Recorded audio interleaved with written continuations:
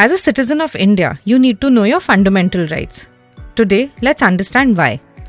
Throughout the day, we engage in many different activities, like eating food, drinking water, praying, celebrating, attending festivities, enjoying customs, traveling to different places, studying, gathering information, working, and so on. The list is long. But do we ever think about what helps us enjoy all these without any hindrance? What if we are stopped from enjoying all or any of these things? All this is possible because our constitution provides each of us with certain fundamental rights. These are the most basic and non-negotiable rights for any human being. They are essential for the overall development of an individual. And it is not possible to imagine a dignified life in the absence of these rights. No wonder they are called fundamental rights. In this video, we are going to learn about these fundamental rights. So let's begin. Our constitution has 22 parts and part 3 contains the fundamental rights. These rights revolve around various aspects of human life, ensuring that individuals are protected from any form of discrimination or injustice.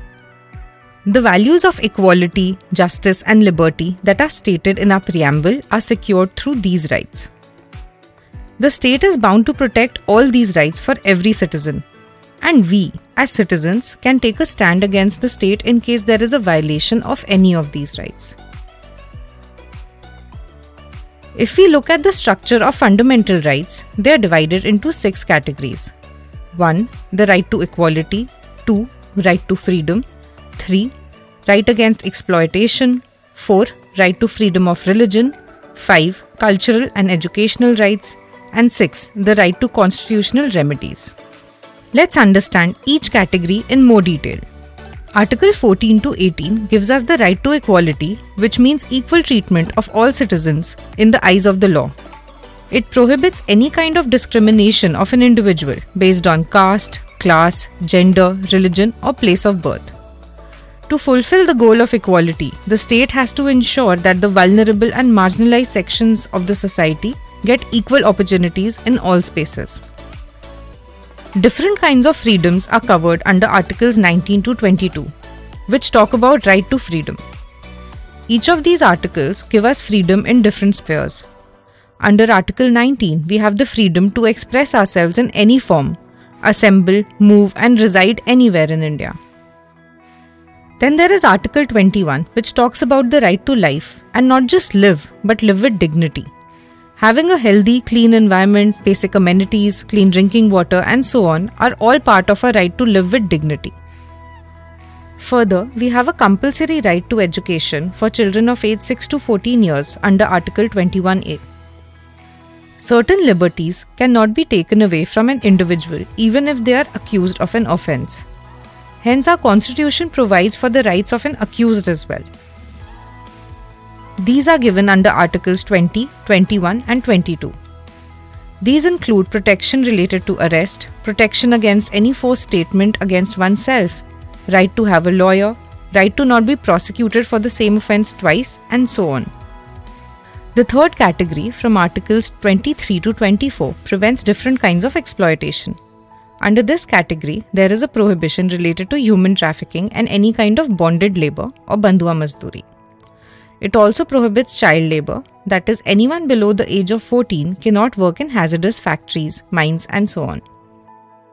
The fourth category from Articles 25 to 28 allows for equal treatment of all religions and gives the freedom to practice, propagate, and promote any religion.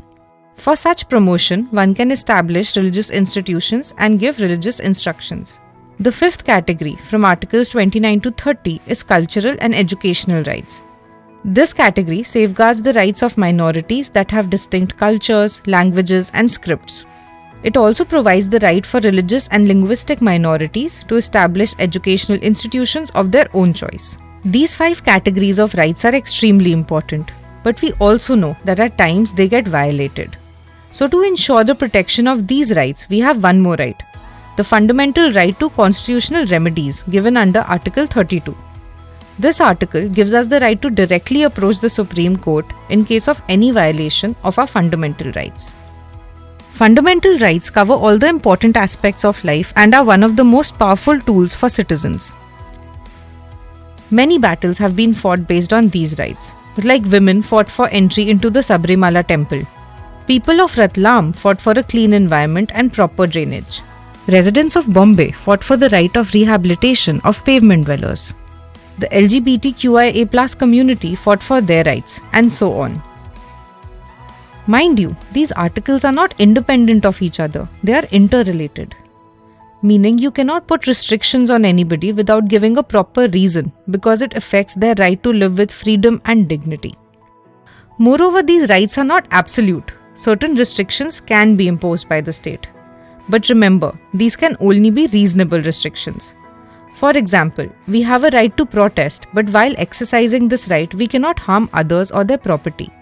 Any such act is restricted and can be punished. So continue enjoying your rights on a daily basis. You are a citizen and these rights are for you. At the same time, remain conscious that these should not be curtailed for you or for anyone else. To be a responsible and active citizen requires a lot of awareness, understanding and knowledge. So if you like the video, don't forget to subscribe and press the bell icon.